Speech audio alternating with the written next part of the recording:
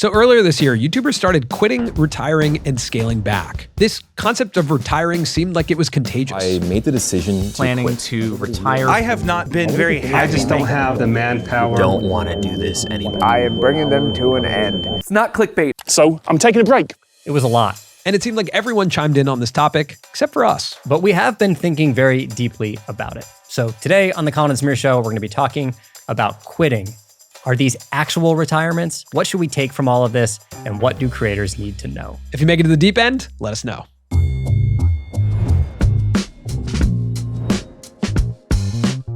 Here's where I want to start. Yeah. All of these creators who are retiring. Yeah. I'm going to start with Tom Scott. Ooh, okay. Legendary creator. Mm-hmm. Also, we were nominated for a Streamy against him. He won. I'm over it. Okay. But Tom Scott, he made a great announcement video. Yep. And when it came out, it was called After 10 Years, It's Time to Stop Making Videos. The thumbnail said goodbye. Incredible video. He's on a helicopter. He's riding off into the distance. Mm-hmm. Here's the thumbnail today. No way. How incredible is that? Real? That's real. He's adjusted it. You know what? Goodbye, but probably not forever. I got to ask a question to Tom. This man flew off into the sunset on a ladder attached to a helicopter. The caveat is incredible there. Yeah. Wow. So we'll get into into this and why maybe you shouldn't listen to all of these creators who are saying goodbye. Do you think the dopamine just got to him of 10 million views on his retirement video? I mean, that he was probably, like, what am I going to stop this? This is so fun. My last video was a 1 out of 10. Come on. I'm going to end on a 1 out of 10. I got to keep this train going. So this is, I think this leads us into a great conversation around this, mass exodus of YouTube we saw at the beginning of this year. And thinking about the context of like, why did this happen? Why did so many creators make announcement videos? Why did it feel contagious, this premise of retiring from YouTube? What does it actually mean? Are people actually retiring or, what's going on? Why is this even a conversation in the first place? Mm-hmm. Retirement. All types of industries, people retire. Why is this all of a sudden a moment that we all want to talk about? And for me, I wrote down this line. I wrote, most people don't retire from art. The industry retires them first. Right. Like the career of being a musician or a painter, it's something that you want so badly, like to make creativity a career. It's not stable. It's not promised. So there's never really a scenario where you would want to retire early. Mm. You want to be in it for as long as you can. You love it. It's your passion. Mm-hmm. You don't assume that like a musician or a painter would ever, after maybe 10 years of being a painter, would have to acknowledge publicly that they're retiring. This isn't like LeBron James. But an athlete does. Well, yes, right? Of course. And I think creators are more similar to athletes. Yes. The difference is it'd be if LeBron James also was running the Lakers and he said, I'm going to retire from playing on the court. Mm-hmm. You have to say that because everyone's watching you do your craft. So I empathize and understand it. I just think that we as an industry have gotten to the point where we're on the court and owning the team and running the day-to-day operations of the team. And we've grown beyond just being the player on the court. Mm-hmm. But that's what the public knows us as. So like everyone knows MatPat as being the guy on camera. They don't know what MatPat does with his time outside of that. And so he does have to acknowledge when he stops doing the thing that the public knows him to do. I do think you have to acknowledge that. Mm-hmm. Like I do believe that. But I think these retirements for me made me take a step back and write out like, what are the considerations of this career that make it such that you do retire from this version of yourself or you do feel like you have to say something. And the first thing that I wrote down was you are not scalable. You have scale, but you are not scalable. I think that's super important for creators to recognize. Like the early days of being a creator, it's your individualism that's driving the momentum. And you like have this incredible like internal reward system that's like your creativity is being expressed, it's being rewarded, all of a sudden there's financial opportunity. And really quickly, we start to get into a land of opportunity. If you're good, all of a sudden you get this wide ranging opportunity. And you hit a fork in the road. One is like, keep things simple. Do what you can as yourself. The other is scale. And we've approached this moment in the creator economy where the obvious answer there is scale. It's no longer like, oh yeah, you know what? Yeah, I'm getting a lot of opportunities, but I'm just a guy in my room who makes cool videos and I'll slowly grow. We're often afraid of missing out on opportunity. Exactly. Yeah. Who knew that we were going to even have the opportunity to Yeah. make this a Right. business? So when opportunities come and you're not prepared for it, it's like, I better scale, because that deal may never come back again. That opportunity may never come back again. Yeah. So I better hire some people to help me do this. Right. And then as you start doing that, like I wrote this down, like simplicity is not a problem, it's a gift. And I think we look at simplicity as a problem in our early days as a creator. All I do is upload 1 video a week. That's a problem. I could be uploading 3. I could launch a course business. I could launch merch, right? And all of a sudden your simplicity of your business becomes a problem because of the opportunity. And the simplicity of your life. Right. I mean, there were times for us in the beginning where it was just meet up every day. It's just you and I. We're not in an office. We had no overhead. Yeah. But it felt small. It felt like we had yet to make it. Like Yeah. we were failing because our lifestyle was too simple. Yeah. So we wanted more. Like we Right. wanted to build something around us. Yeah. So you identify this problem of simplicity and all of a sudden opportunities come. And then that creates this moment. And the second thing I wrote was the day you scale is the day you retire. Like I think these retirements that are being announced are not, they're like the public version of the retirement, but I actually think like the day you start really building your company, hiring people, taking on overhead is the day you retire from being a creator. I don't know if I agree with that. Well, let me explain. Like when you and I used to go meet up and sit next to each other and edit videos, to me, that was us being like true YouTube creators. You know, like we would make the videos together. We would do like my days are so not that anymore. I just don't believe that to be a creator in its truest sense, it requires you to be 100% attached to filming, editing, Yeah. and uploading and being 100% involved in that process. I think we've gotten better at this, but I think there was a time where the smallest portion of our days were creating in this business. And I think that's what I mean. It's like Yeah, I would agree with the that. largest portion of the days is like meetings, driving revenue, team management. And that's what I mean. It's like as a creator, when you think about the job, you're like, oh, the job is making videos. But when you scale, your job is not making videos. I disagree though that it means you've retired from being a creator. But I think I know what you mean. I think like potentially you've retired from that version of yourself. You've retired from that version of yourself, Yeah. and you've started the process of moving away from what made you successful in the first place. Yeah, I think you're still a creator, but you've added additional considerations and you've taken your focus away from that. And your mind can only, I think, handle so much in a day. And like, we've talked about this at length, but like the micro decisions you make as a creator creatively are exhausting, right? When you're sitting in an edit and you're making creative decisions constantly, then you're faced with all of a sudden financial decisions, and financial decisions feel like they have more stakes than creative decisions.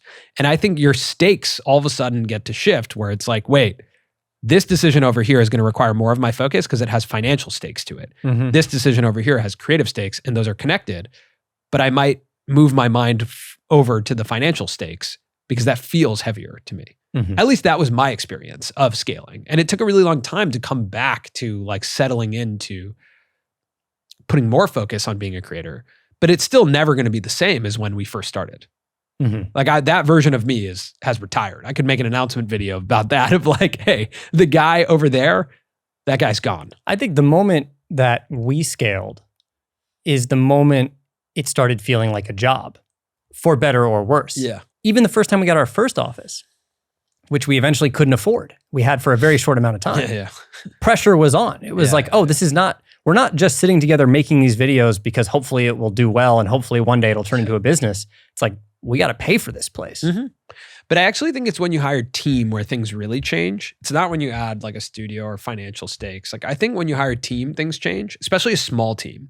When you're a creator and you have a small team, this is a crazy sentence I'm about to say, but when we were sitting with JJ Abrams and talking to him in January, he was talking about how like every good project has a singular artistic voice. And I think that's a really important thing for creators to recognize, that scaling that artistic voice is really hard and it's your voice. And I do think that as you build a small team, it becomes like artistic vision by committee, or it can become artistic vision by committee.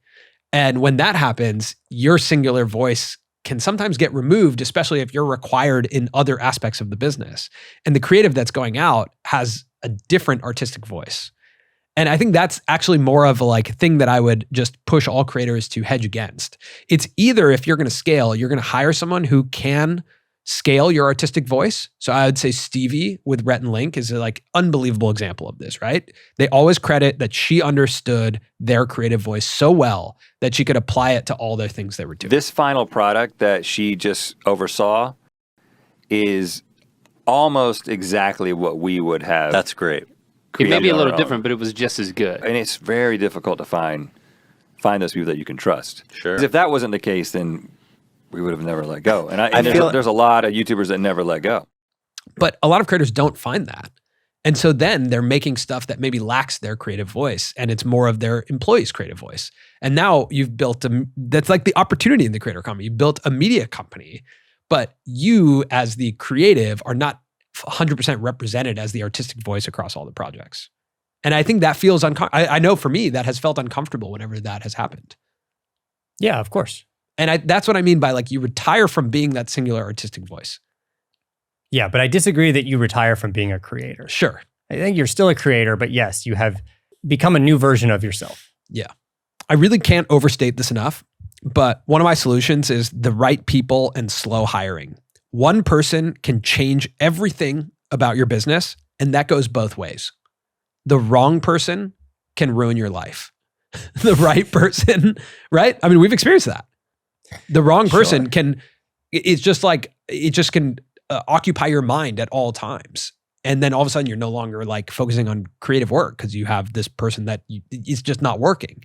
The right person can unlock everything. Mm-hmm. And the only way to do that is to slowly build trust. And I think we move a lot faster than we think because of the opportunities. Because you get an opportunity, you're like, how could I do that? I just need to hire someone. Yeah. I'll bring this person in, they'll help me make money doing this thing. And you have to actually move a lot slower than that. We move faster than the pace that trust builds. Yes. Yeah. It's so important to move at the pace of trust. The other thing I wrote is that everything project-based at first. That's in relation to hiring. Everything is project-based when it's hiring, and also everything is project-based for you. If you're starting a new format, don't say it's indefinite. Don't say don't commit to anything being like, I'm going to do this every Monday for the rest of my life. It's actually like, I'm going to do it every Monday for the next 4 weeks. Mm-hmm. That's project one. Because there's no start and end for anything in our business. You have to create your own starts and ends so that you give yourself permission to get out, mm-hmm. right? Like, I think that's one of the issues. We don't feel like we have permission to get out because of the audience and because of the expectations. And that then creates these like announcement videos where it's like, I just have to proclaim that I'm out. But mm-hmm. actually you could set that yourself and be like, this is a 6-month project or this is a 1-month project. I think that is really, really important, is that everything in your world as a creative needs to be viewed as a project. Everything. Like, this has a start and end. And if it doesn't end, no problem. You can renew your own project. Yeah, if even just internally to start. Even just internally. Just be like, I'm going to experiment with this for 4 weeks. And then after 4 weeks, you're like, you know what? I want to keep the experiment going for another 4 weeks. But if you create those limited time windows, you always give yourself permission to leave the thing behind and go, that was great. That's done now. It's a great solution. So you were saying you have a list of problems mm-hmm. that you feel like are creating these retirements. Yeah, so I think that first one is like, that opportunity overload with being like, I think I can scale, but you're actually incredibly unscalable. The other one is like the first version of yourself that started this is a risk taker. Right? All of us are risk takers in that sense, that we like put ourselves out there on the internet to be like, I don't know, maybe this idea is good and mm-hmm. has something. And I do think that once you find success and you do build a company, you go from being a risk taker to a risk manager. And you develop like a new reward system and a new relative zero, as we've called it before on the show, which is like, what's 0 views? For some creators, that's 1 million views. For some creators, that's 100,000 views. Mm-hmm. But I think risk management it's just not as fun. There's not as much dopamine involved in risk management, where you're like thinking about an idea, and instead of pursuing an idea you like, you're going to pursue the idea that works. And I think that shift is a dramatic shift of going from I'm a creative who expresses ideas that come to me to I'm a risk manager who's like, what do people want to see? And I think that is another thing. These are all problems that I think everyone should just be aware of like, where am I on that spectrum of being a risk taker to a risk manager? And have I set myself up to be able to take some risks still? Because if that's just that is the type of person you are. If you started a YouTube channel, you like taking risks. So you have to have some of that. Like you have to have some of the risk, putting yourself out there on new experimental things. Otherwise, it's going to get a little mundane. So these problems that come from being a YouTube creator, do you see them as an existential threat to the creator economy? Like, are they specific to YouTube and to creators? No, and that's why everyone's retiring / scaling back. I think they're specific to creative individuals because creative individuals are like steeped in self-worth issues. And I think we find success to be the ultimate validation. And that success comes from like external validation, which is either money or other people, saying your work is good. And that comes in the form of viewership, subscribers, and engagement. And so I think if we're just not aware of how we are building our reward system, we get really far away from what we thought the job was. Like the job initially that attracted me, and I think attracts a lot of creators, is this opportunity to like make really cool creative shit. And I think as you build a company, what ends up happening, the reason why creators are retiring is because you're like, I'm doing a job now that I didn't want to do. Like this is now not the thing that I actually wanted to do. Now I'm running a company. Now I'm doing something that is completely different. And I think there's steps along the way that it's okay for us to zoom out and go, again, that like, the simplicity of this maybe is really, really great of uploading YouTube videos, Yeah. But if you're the type of person who is your creative art is building a company, that's also something you can do. I think you just have to gauge where you lie on that spectrum. And I think the expectation is that we're all entrepreneurial media company CEOs. But when you slide over there and you're not that person, that's when you're going to retire, right? You're like, actually, wait, hold on. What just happened? Personally, I don't see these retirements as a threat. I look at these retirements and these scaling back announcements more as, hey, have patience with me while I figure out a new version of myself. I think that's all these are. Yeah, that's probably true. Have patience while I shift my creative identity or my life a little bit. Yeah. And I think that has a mix to do with a couple things. Creator economy has been around for a while. Some of these people who are making these videos, like Matt Diavella, are having their first kid. Yeah. Matt, Pat, and Stephanie have children. Like Tom Scott is older. Like these are people who are just coming of an age. Even PewDiePie, right? Like when PewDiePie had his first kid, he made a video and he scaled back. Like I think we're not even thinking about like the human part of this. Right. Like creators have just been in it for longer. The ones who can even think about retiring are the ones who are at an age where they're now like having families and their priorities have shifted. Right. So that's part of it. Another reason why I think this is happening is a shift in the ad market in a response to COVID. So I was looking at Epic Gardening. Kevin made a video on his second channel about YouTubers quitting. And there was an interesting comment from a creator called I Like to Make Stuff, who has 3 million plus subscribers. And this is what he said. I'm in the camp you're talking about, and the pivot over the last 6 months has been one of the best decisions of my adult life. I've been doing YouTube for about 10 years. I built a team, I bought an office, and after COVID, the income started drying up. I struggled with it for a long time and was kind of in denial that a change was needed. We downsized the team and the video creation pace, and it was the best move I could make. I think that's a reality too, that a lot of creators during COVID hit this massive boom. New creators, as well as some of these more established creators. It was just like the age of excess.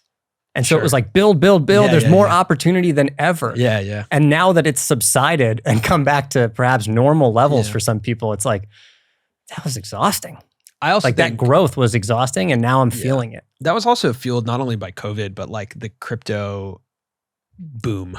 It's been a while since we've talked about crypto on this channel. I'm bringing it up because of that. Bitcoin's back the audio only. Crypto Samir is here. No, I'm talking about it in the context of the audio only episode that we published about Marquez Brownlee's Ridge deal. Yeah. And Sean Frank, the CEO of Ridge, I think makes a really good point that like during that era also ad rates just went through the roof because of the FTXs of the world and the the crypto boom that entered the creator economy, and that then influenced everyone else's ad rate. So yeah, I think you're right, but that's what I mean. That like there's a simplicity to this where I think people sometimes forget you can do this job at a really high margin, and it doesn't mean you have to build, and you just get inundated and overloaded. And the reality is, for a lot of people, including us, we've been relatively successful for less time than we've been unsuccessful in our 12 years of being creators. Mm-hmm. Right? Yeah. So like I would say 40% of the time we found success, if not 30%. And the other times it's been really hard. Yeah. And I think when you're in that like small pocket, it feels really uncomfortable to say no to opportunities. Mm-hmm. Totally. Yeah. With that, when a creator does make an announcement, I will say from an audience perspective, I don't think you should believe them. Yeah. I don't think you should. Yeah. Not saying you can't trust them, but I don't think there's ever a thing for creators like us who've been in this for as long as we have, who've been unsuccessful for the majority of our career and still choose to do it. Yeah. There's no such thing as like retiring. But also, I don't think you should ever make a firm announcement that you're gone forever, because there's no reason, like no one's canceling us, like in terms of off the air, like no one's canceling our show. It's just like, hey, things are just going to be different. And even when we sat down with Jimmy recently, he was like, I think I'm going to bring gaming back. And it's like, oh, I thought you were done with Mr. Beast Gaming and Mr. Beast Reacts. And he's like, no, I don't know. Those videos are fun to make. Yeah. And it's been like 2 years. And it's like, okay, sure. Yeah. If you want to bring it back, it's just sitting there. You can totally bring it back. Even MatPat, who was the loudest goodbye Yeah, internet. 20 million views. That's got to be a big dopamine 20 rush. million views Yeah. saying goodbye. And I don't think this is much of a surprise, but like, you know, when we spoke with him on the show, he said, I'm not going to be a 70-year-old still managing the same YouTube channel. And then he goes, but maybe. Right?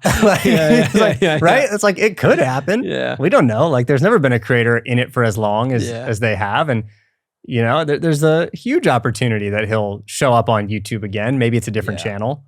Like, it's never over, man. We just need a better like culture of understanding what it means to take breaks on YouTube. Like, we just don't have that culture at all. One of the things I wrote was you are plugged into the Matrix. And I imagine like in the movie The Matrix, when they like sit in the chairs and they're like, like that is. I'm plugged in right now. You're plugged in right. We're all you're plugged in at all times. So what I mean by that is like there's never a time where you're not thinking about YouTube. I don't think since our first upload in 2011 that I have spent a week not thinking about the next upload. Like, can you think of a week where you were like, I'm not thinking about my next YouTube upload? No. There's no way. Yeah. So that's 13 years, 14 years or so. I don't know how many years, but probably 13 years. What's the math on that? And even from the channel that we retired from, we're still in contact with everyone over there, giving thumbnail advice and notes. So plugged into the Matrix, we're man. plugged in, man. It's also like everything in your life can kind of make you think of an opportunity, right? Like, at least for me, I feel like when I'm at home, if I'm thinking at all times about what the next upload could be or what we could change, or, like that's being an entrepreneur. But there's something about the fact that not only are we always thinking about it, we always exist on the internet. So when we landed in Raleigh, North Carolina, went to a random taco shop, and 2 people recognized us from our lacrosse channel, but they clearly had just started watching that from 10 years ago. Yeah. So those videos exist in an evergreen nature where you could just now start watching those, and that is who we are to you. And they didn't know we did anything outside. They didn't know that we did this. They had no idea. So to them, we were those guys from 10 years ago. So you just always exist, and you're always plugged into the Matrix, where you're just like, I exist in this digital world in many different forms. And it's like you could find me in any different form. And so your identity is like ever present. Yes. It's a very strange thing. And so your mind and your body and everything is just kind of plugged into the digital space at all times. Mm-hmm. I think that's like one of the most exhausting things. It's also very fun, but it can be very exhausting. Yeah, I feel like it's like we all are building these planes for ourselves that we're just learning how to operate. Yeah. And we don't know where they're going to land. Right. So we're just like up there. Yeah. And we've got this plane, and the plane is getting nicer. It's getting more interesting. More people are coming with you. But you're like, I still don't know exactly where this thing's going to land. Mm-hmm. Or if I'm in control of the turbulence. I think I would urge, if you're having any of these feelings, to watch our interview with Jacob Collier, because he really pushes us and pushes this notion of like being much more curious with your creativity than having expectations. And I do think you have to like release all of your expectations of where your creativity is going to take you, because that can be really frustrating, right? I know from experience, it was really, really frustrating to be like, I think my creativity is supposed to take me here. But like in retrospect, it was just like, even now, it's like, we just have to be more curious to, well, where is this now going to take us? And in order to be curious, you do have to build in a very specific way. You have to move a lot slower, because if you build a lot of stuff, then it's not just the expectation, your own emotional expectation of where you're supposed to be going. It's now also like, revenue expectations, or if you take investment, it's investor expectations or employee expectations. And there's all these expectations on your creativity. But creativity is so open-ended that if I'm to give advice on this, like, and you are the type of person who is starting to feel constricted by the job, it's to like, this retirement is really just like scale back. It's what like Diavella did. What he like reduced his editing staff, right? And reduced all of his team down back to him. And so far this year, he's on pace to make the same amount of videos as last year. Yeah, and they're doing just as well. Yeah, and he's fine. He can do it. Again, it's like, come back to just being the video creator. Like, you have to be really confident that the format you're making, if everything went away, if your office went away, all your employees went away, you could still make it. Yeah. Because otherwise you're stuck.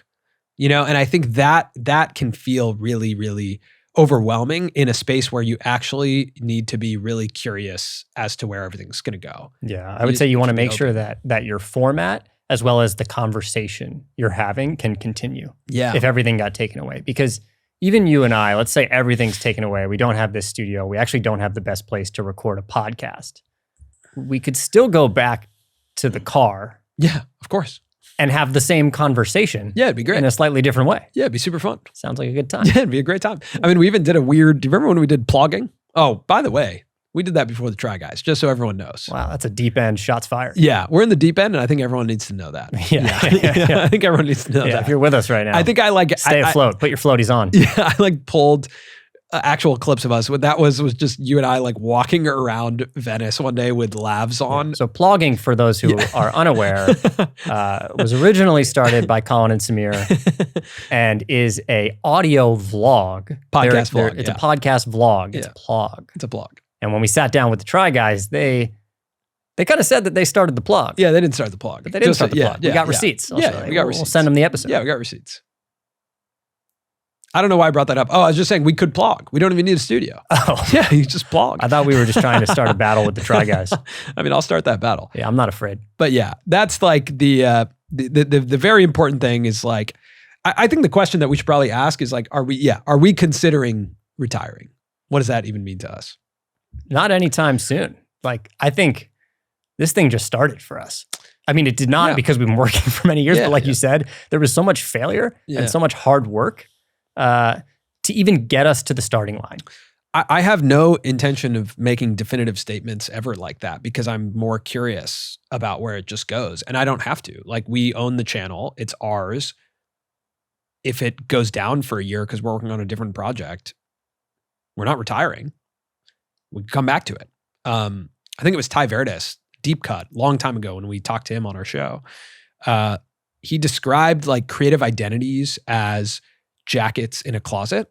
And he was like, you can put on the jacket, and if you take it off, you're not burning it.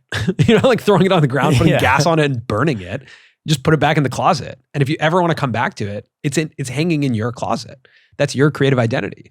And I think that's so accurate. Like, if we, even what we just did on our second channel, like Creator Sports, gone, right?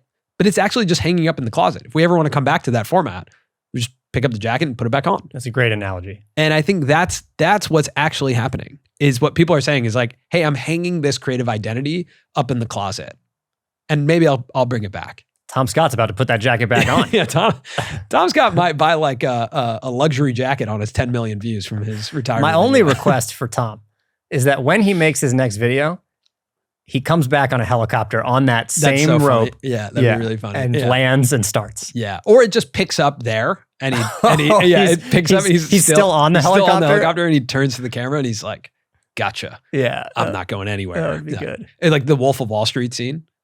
He's like, "I'm not leaving." Yeah, yeah, it's good.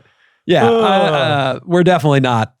I don't see a world where we're retiring. I think we will just constantly evolve and change. And sometimes we'll do the thing that you know us to do. Sometimes we'll change that. I'm going to ride this thing for as long as it goes, man. Yeah, I do want to conclude. I have a lot of thoughts about the career of being a creator and a lot of like the problems and what I think to be the solutions for that. But it's not to say that this is not a fun career. It's the most fun career I haven't had another one. I think this is like the most fun I could imagine. But it can get tough sometimes. And a lot of those times are just because I didn't expect it. And I think that's like why I always want to talk about this stuff, is so that other creators can expect these things and then can take a step back and go, what do I do when I arrive at that moment? All right. With that, I did want to say this is officially the last video on Colin and Samir. We'll be retiring until next Monday. We'll see you then.